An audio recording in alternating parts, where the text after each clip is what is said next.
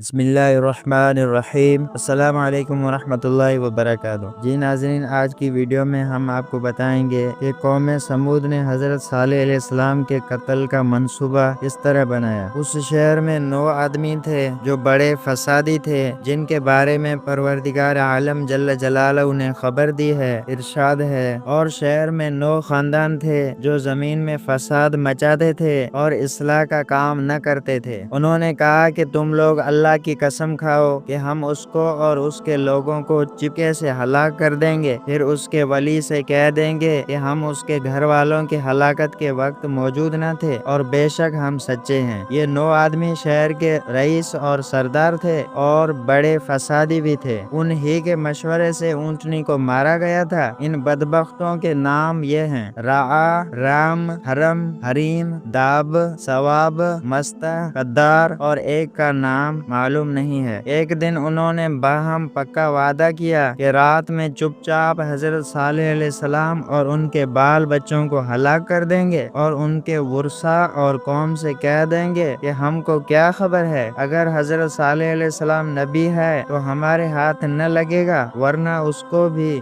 اونٹنی کے ساتھ سلا دیں گے۔ اس ارادے سے نکلے، ابھی راستے ہی میں تھے کہ ایک فرشتے نے پتھر سے ان سب کے دماغ پاش پاش کر دیے۔ جب لوگوں نے دیکھا کہ کافی وقت گزر گیا، وہ واپس نہ آئے تو وہ ان کی خبر لینے کو آئے۔ دیکھا کہ سب کے سر پھٹے ہوئے اور بھیجے نکلے ہوئے پڑے ہیں۔ انہوں نے حضرت صالح علیہ السلام پر ان کے مار ڈالنے کا الزام لگایا، لیکن حضرت صالح علیہ السلام نے فرما دیا تھا کہ 3 دن مزے اڑا لو، پھر خدا کا سچا عذاب آ جائے گا۔ یہ سن کر کہتے کہ یہ اتنی مدت بتاتا ہے، چلو ہم آج ہی اس سے فارغ ہو جائیں۔ جس پتھر سے اونٹنی نکلی تھی اسی پہاڑ پر حضرت صالح علیہ السلام کی مسجد تھی، جہاں آپ علیہ السلام نماز پڑھتے تھے۔ انہوں نے مشورہ کیا کہ جب حضرت صالح علیہ السلام نماز پڑھنے کو آئیں گے تو اسی وقت راستہ میں ان کا کام پورا کر دیں گے۔ جب وہ لوگ پہاڑ پر چڑھنے لگے تو دیکھا کہ اوپر سے ایک چٹان لڑکتی آ رہی ہے۔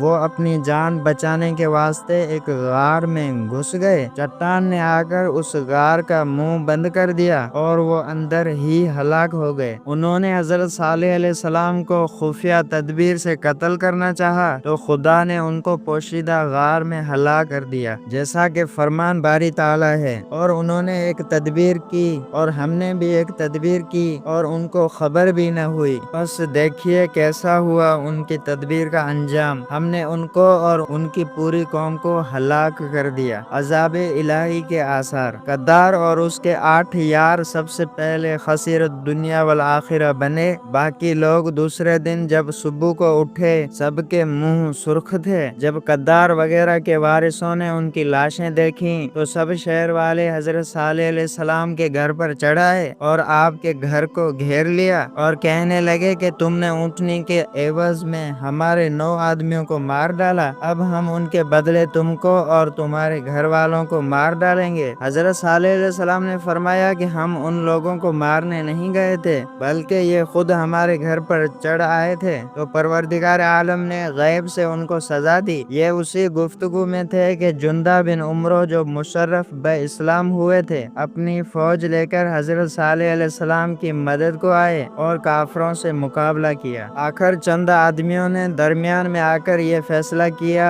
کہ حضرت صالح علیہ السلام شہر سے باہر چلے جائیں۔ حضرت صالح علیہ السلام نے اس بات کو غنیمت جانا، کیونکہ کافروں پر عذاب آنے والا تھا۔ جندہ بن عمرو اور دیگر مسلمانوں کو ساتھ لے کر شہر سے باہر چلے گئے۔ تیسرا دن ہفتے کا تھا۔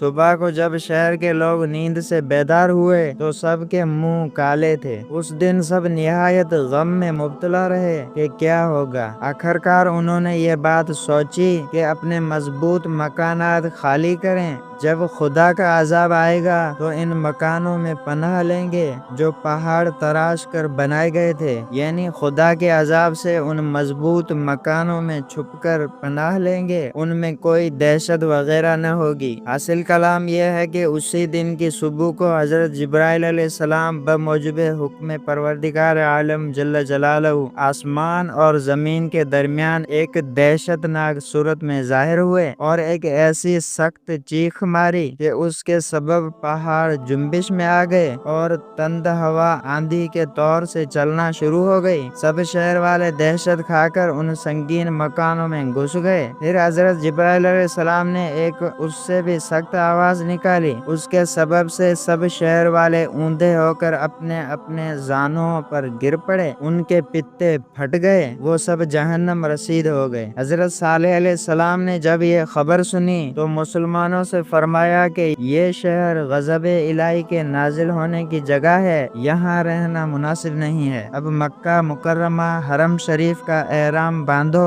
और वहाँ चल कर रहेंगे। चुनाचा सबने हजरत सालेह अलैहिस्सलाम के फरमान के मुताबिक अमल किया और मक्का मुकर्रमा चले गए और निजात दारैन हासिल की। कौम समूद की हलाकत। कौम समूद के हर आदमी को इसी हालत में हलाक कर दिया जिस हालत में वो था। कुरान करीम में इसी हलाकत को कई ताबीरों से बयान फरमाया है। किसी मकाम पर साइका यानी कड़कदार बिजली और किसी जगह रजफा यानी जिलजिला डालने वाली शय और किसी जगह तागिया यानी दहशतनाक और कहीं सहीहा यानी चीख फरमाया। इसलिए कि ये तमाम तबीरात एक ही हकीकत के मुख्तलिफ औसाफ के एतबार से की गई हैं। समूदियों की हलाकत तीन तरह से हुई। एक तो 9 आदमी जो हजरत सालेह अलैहिस्सलाम के कत्ल के वास्ते गए थे, फरिश्तों ने उनके सर पर पत्थर मारे और वो हलाक हो गए। और जो लोग उनकी खबर गिरी के लिए गए और फिर उन्होंने हजरत सालेह अलैहिस्सलाम को कत्ल करने की कोशिश की तो गार में दबकर हलाक हो गए।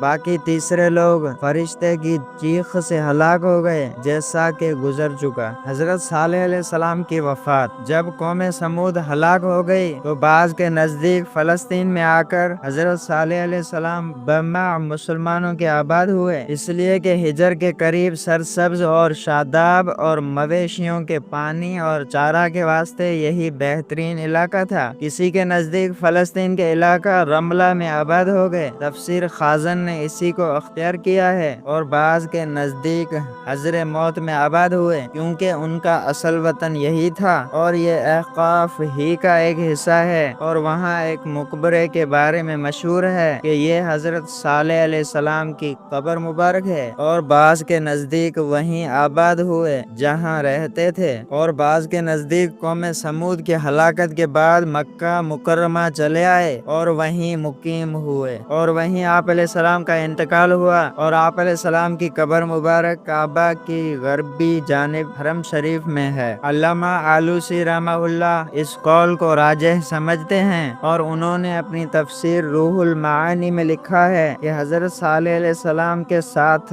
मुसलमान निजात पाने वाले 120 थे और हलाक होने वाले काफर 1500 थे। जी नाजरीन, ये थी आज की हमारी वीडियो। हमारी अगली ऐसी वीडियोस देखने के लिए हमारा चैनल क़ससुल मशाइर सब्सक्राइब करें, लाइक और कमेंट करें और अपने दोस्तों के साथ शेयर करें। फिर मिलते हैं अगली वीडियो में। अगली वीडियो में हम बात करेंगे कि सबसे बदबख्त शख्स कौन सा है और उबूर गाल की हलाकत कैसे हुई। तब तक के लिए हमें दीजिए इजाजत। अल्लाह निगहबान। अस्सलामु अलैकुम वरहमतुल्लाहि वबरकातुहू।